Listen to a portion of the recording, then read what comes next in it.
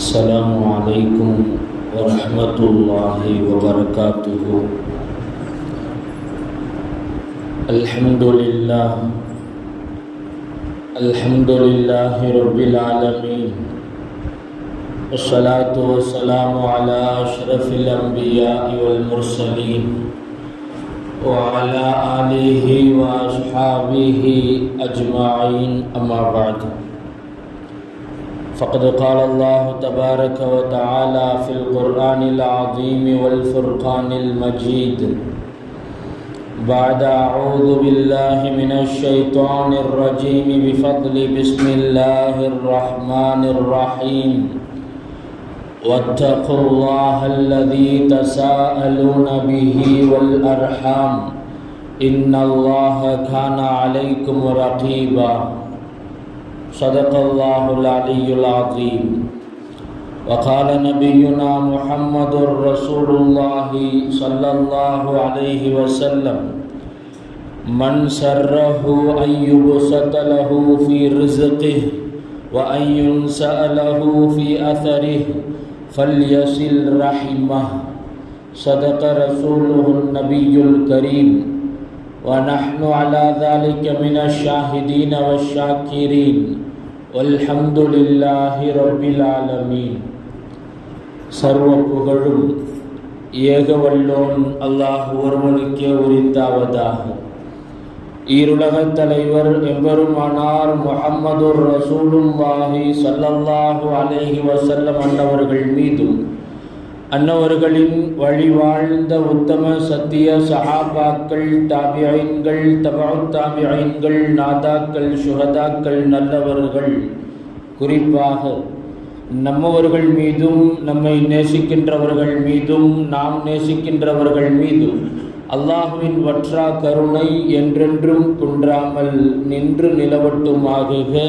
ஆமீன் ஆமீன் யா ரப்பல் ஆலமீன். சங்கைக்கும் இறை பொருத்தத்திற்கு உரித்தான அல்லாஹுவின் நல்லடியார்களே, அருமை மோமினீன்களே, அல்லாஹு ஜல்ல ஷானுஹு வ தஆலாவின் பேரருளும் பெரும் கிருபையும் புனிதம் நிறைந்த துல்ஹஜ் மாதத்தை அடைய பெற்று அவனால் புனிதப்படுத்தப்பட்ட துல்ஹஜ்ஜினுடைய முதல் 10 நாட்களையும் அடைகிற பாக்கியத்தை அல்லாஹ் நம்மவர்களுக்கு வழங்கினான்.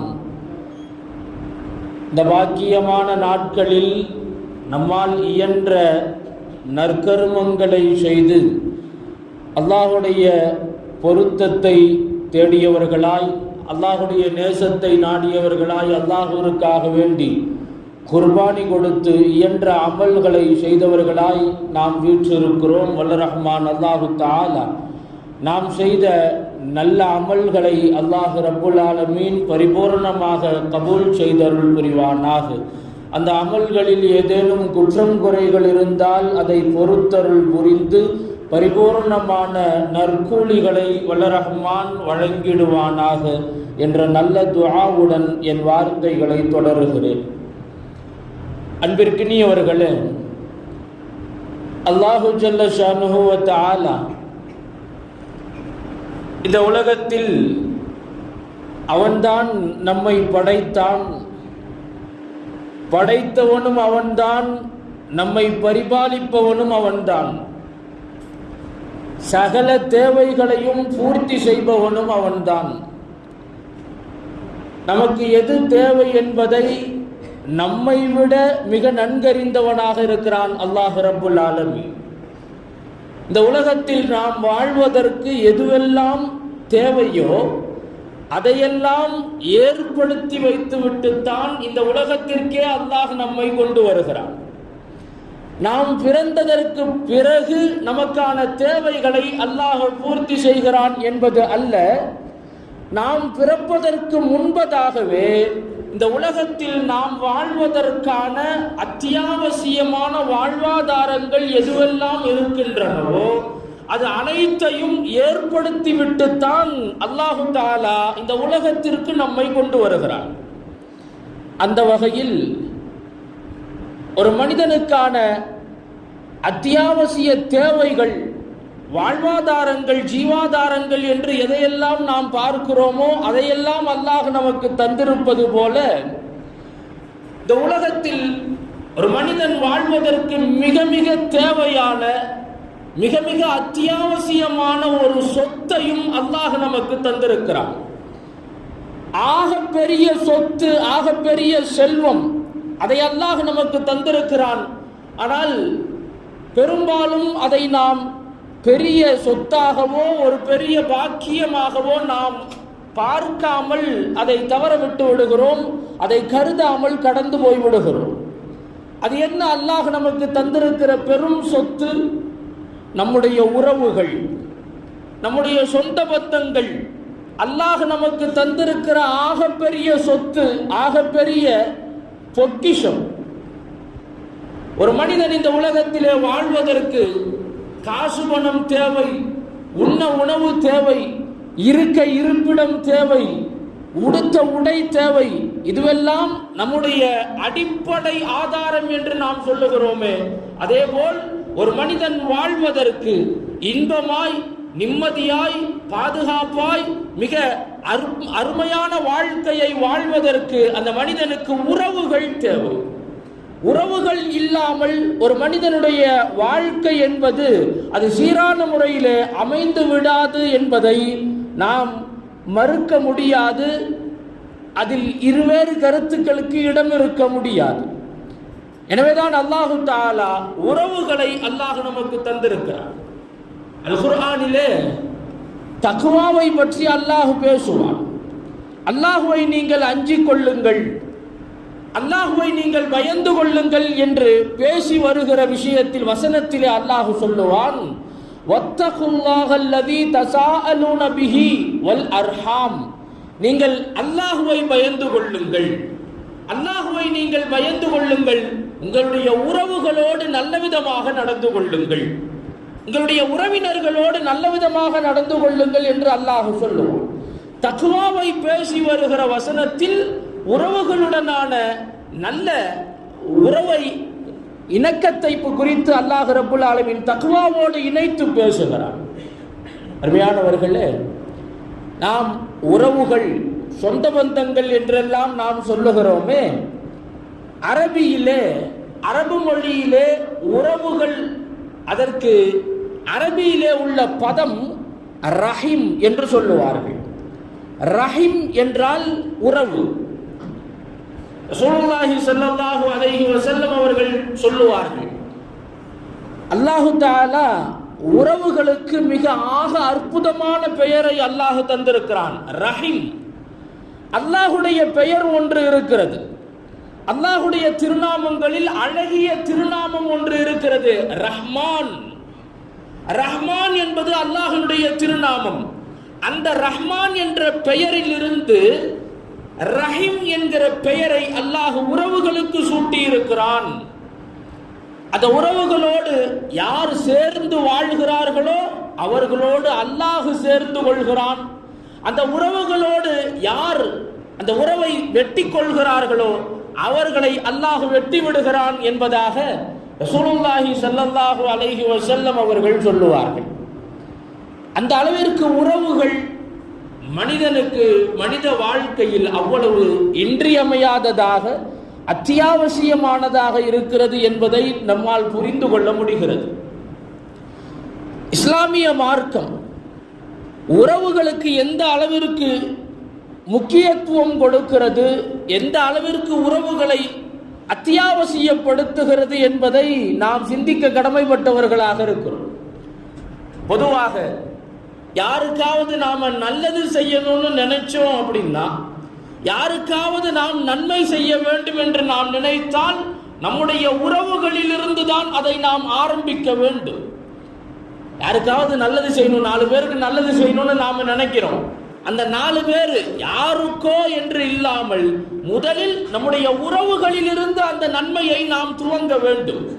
நபி ஸல்லல்லாஹு அலைஹி வஸல்லம் அவர்களுக்கு அல்லாஹ் உத்தரவிட்டானே, இந்த இஸ்லாத்தின் பக்கம் உண்டான அழைப்பு பணியை, பிரச்சாரத்தை நபி அவர்கள் மேற்கொண்ட போது அசத்தியத்தில் இருந்து மக்களை எல்லாம் மீட்டெடுக்க வேண்டும். அதற்கான பிரச்சாரத்தை நபியவர்கள் துவங்கிய போது அல்லாஹ் ரப்புல் ஆலமீன் நபி ஸல்லல்லாஹு அலைஹி வஸல்லம் அவர்களுக்கு சொன்னான், வஅன்திர் அஷீரத்தக்கல் அக்ரபீன், உங்களுடைய நெருங்கிய உறவுக்காரர்களை, உங்களுடைய நெருங்கிய குடும்பத்தினர்களை நீங்கள் முதலில் எச்சரிக்கை செய்யுங்கள். முதல்ல உங்களுடைய குடும்பத்தாரை எச்சரிக்கை செய்யுங்கள், உங்களுடைய நெருங்கிய உறவுகளை நீங்கள் எச்சரிக்கை செய்யுங்கள், அசத்தியத்திலிருந்து அவர்களை நீங்கள் மீட்டெடுங்கள் என்று அல்லாஹ் ரப்புல் ஆலமீன் நபி ஸல்லல்லாஹு அலைஹி வஸல்லம் அவர்களுக்கு உத்தரவு பிறப்பித்தார். எனவே நன்மை செய்வதாக இருந்தாலும் சரி அல்லது ஒரு தீமையை தடுப்பதாக இருந்தாலும் சரி, முதலில் நாம் துவங்குவது நம்முடைய வீட்டில் இருந்தாக இருக்க வேண்டும். நம்முடைய குடும்பத்தில் இருந்து, நம்முடைய உறவுகளில் இருந்து நாம் ஆரம்பிக்க வேண்டும். நபி ஸல்லல்லாஹு அலைஹி வஸல்லம் அவர்கள் வட்டியை ஹராமாக்கினார்கள். வட்டியை ஹராமாக்கினார்கள் முழுவதுமாய். நபி ஸல்லல்லாஹு அலைஹி வஸல்லம் அவர்கள் வட்டியை ஹராமாக்கியது எப்போது? நபி அவர்கள் செய்த ஹஜ்ஜத்துல் விதா, அந்த இறுதி ஹஜ்ஜிலே அரஃபா பெருவழியிலே நபி ஸல்லல்லாஹு அலைஹி வஸல்லம் அவர்கள் நிகழ்த்திய உரை இஸ்லாமிய வரலாற்றில் பொன்னெழுத்துக்களால் பொறிக்கப்பட வேண்டியவை. அந்த உரையின் இடையிலே நபி ஸல்லல்லாஹு அலைஹி வஸல்லம் அவர்கள் சொன்ன செய்தி, வரிபல் ஜாஹிலியா மௌனூ, அறியாமை காலத்தில் நடைமுறையில் இருந்து வந்த வட்டி எல்லாம், அந்த வட்டி என்ற அந்த நடைமுறை முழுவதுமாய் அது தள்ளுபடி செய்யப்படுகிறது, முழுவதுமாய் அது நீக்கம் செய்யப்படுகிறது.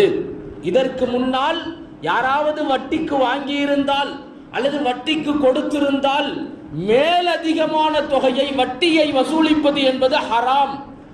ஆனால் உங்களுடைய அடிப்படை பொருளாதாரம், அசலாக நீங்கள் எதை கொடுத்திருப்பீர்களோ அதை நீங்கள் பெற்றுக்கொள்ளலாம் சொல்லிட்டு நபி ஸல்லல்லாஹு அலைஹி வஸல்லம் அவர்கள் மாற்றத்தை எங்கிருந்து துவங்குகிறார்கள் என்று பாருங்கள். வஅவ்வலு ரிபன் அல்லாஹ் வஅவ்வலு ரிபன் அல்லாஹ் ரிபா அப்பாஸ் இப்னு அப்துல் முத்தலிப், வஅவ்வலு ரிபன் அல்லாஹ் ரிபானா, நான் முதலிலே தள்ளுபடி செய்கிற வட்டி எது தெரியுமா? நான் ஊர்ல உள்ளவங்களுடைய வட்டியை நான் தள்ளுபடி செய்ய சொல்றேன், யாருக்கோ சொல்றேன், எவங்களுக்கோ சொல்றேன்னு நினைக்க வேணாம். முதலில் நான் தள்ளுபடி செய்வது எங்களுடைய குடும்பத்திலிருந்து நான் துவங்குகிறேன். அப்பாஸ் ரலியல்லாஹு அன்ஹு, என்னுடைய பெரிய தந்தை அப்பாஸ் ரலியல்லாஹு அன்ஹு அவர்களினுடைய வட்டியை நான் தள்ளுபடி செய்கிறேன். அவர்களிடத்திலே யாரெல்லாம் வட்டிக்கு பணம் வாங்கி இருக்கிறீர்களோ அவர்கள் இதற்கு பிறகு வட்டி பணத்தை செலுத்த வேண்டியது இல்லை, வட்டி தொகையை செலுத்த வேண்டியது இல்லை, அசலை மட்டும் கொடுத்தால் போதுமானது என்ற மாற்றத்தை நபி ஸல்லல்லாஹு அலைஹி வஸல்லம் அவர்கள் தன் குடும்பத்திலிருந்து துவங்குகிறார்கள், தன் உறவுகளிலிருந்து ஆரம்பம் செய்கிறார்கள். மார்க்கம் உறவுகளுக்கு அந்த அளவிற்கு முக்கியத்துவம் கொடுக்கிறது, அதை அத்தியாவசியப்படுத்துகிறது. இன்றைக்கு சில ஆகாத செயல்களை எல்லாம் சமூகத்திலே நாம் சில பேர் கண்டிக்கக்கூடியவர்களாக நாம் இருப்போம். அதை செய்யக்கூடாது, இதை செய்யக்கூடாதுன்னு சொல்லுவோம். ஆனா நம்முடைய உறவுக்காரர்களுக்கு மத்தியிலே அந்த செயல்கள் புறையோடி போயிருக்கும், மிக சகஜமாக அது நடந்து கொண்டிருக்கும். என்னங்க அதெல்லாம் செய்யக்கூடாது அப்படின்லாம் சொல்றீங்க? உங்க குடும்பத்திலேயே அந்த மாதிரி இருக்குது, உங்க தம்பி அப்படி இருக்கிறாரு, உங்க அண்ணன் அப்படி இருக்கிறாங்களே, சொன்னா யார் கேட்கிறா? சொன்னா யார் கேட்கிறா? குறைந்தபட்சம் அது தவறு என்பதை எத்தி வைக்கக்கூடியவர்களாக நாம் இருக்க வேண்டும். அது தவறு என்பதை நம்முடைய குடும்பத்திலிருந்து, உறவிலிருந்து துவங்கக்கூடியவர்களாக நாம் இருக்க வேண்டும். நன்மை செய்வதாக இருந்தாலும் அப்படித்தான். குடும்பத்தார் இருக்கிறது, நம்முடைய நெருங்கிய உறவுகளுக்கு நாம் நன்மை செய்ய வேண்டும். அல்லாஹ் ரப்புல் ஆலமீன் ஜகாத்தை குறித்து அல்லாஹ் சொல்லுவான், யாருக்கெல்லாம் ஜகாத்து கொடுக்க வேண்டும். ஒரு 8 பிரிவினரை குறித்து அல்லாஹ் அல் குர்ஆனிலே பேசுவான். மார்க்கம் சொல்லுகிறது, தேவையுடையவர்கள், ஃபகீர்கள், மிஸ்கீன்களுக்கு உங்களுடைய ஜகாத்தை நீங்கள் கொடுங்கள். அதிலும் குறிப்பாக உங்களுடைய உறவுக்காரர்களில் யார் தேவையுடையவர்களாக இருக்கிறார்களோ அவர்களுக்கு நீங்கள் முன்னுரிமை கொடுங்கள்.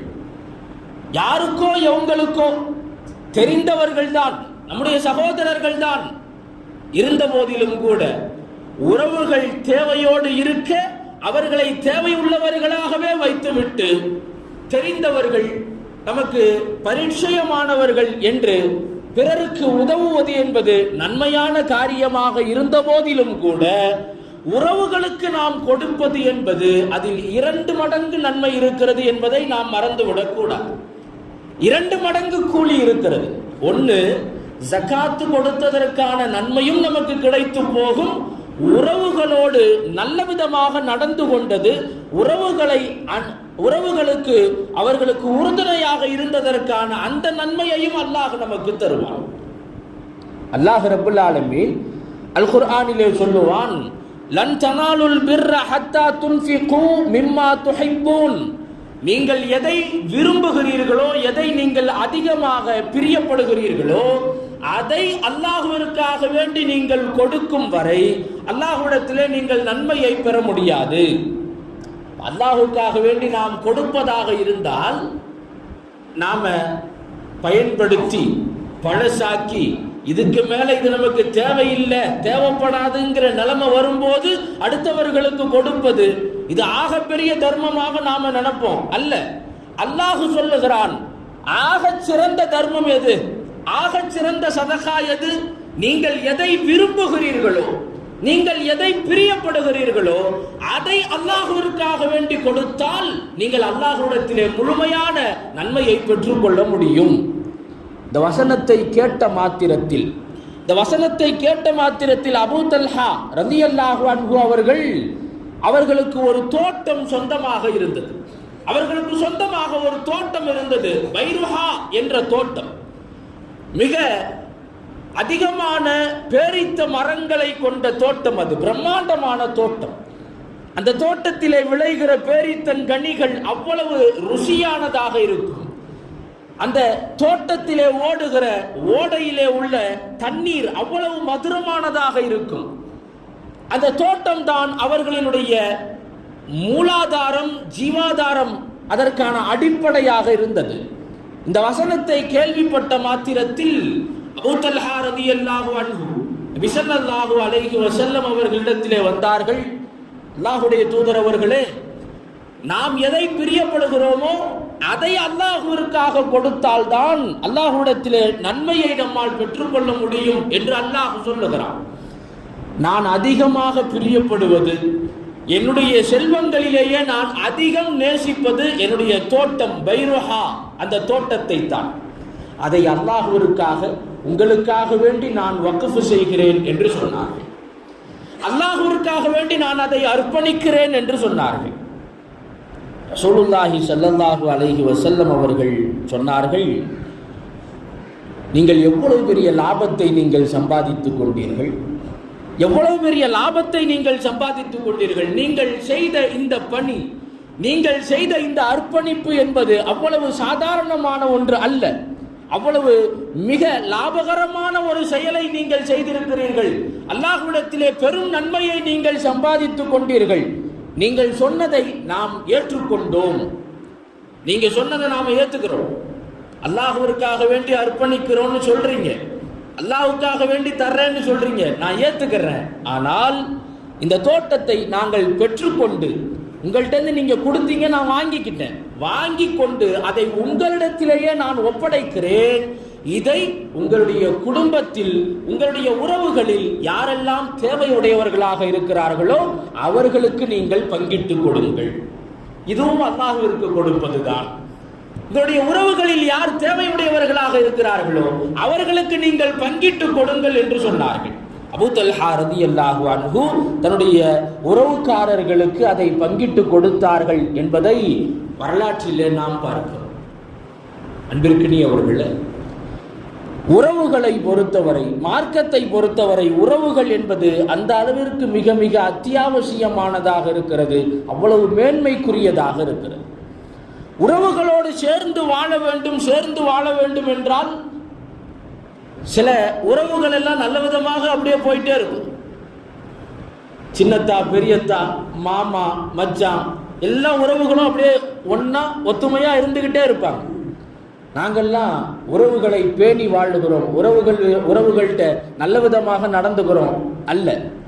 உறவை பேணுபவர் என்பவர் யார்?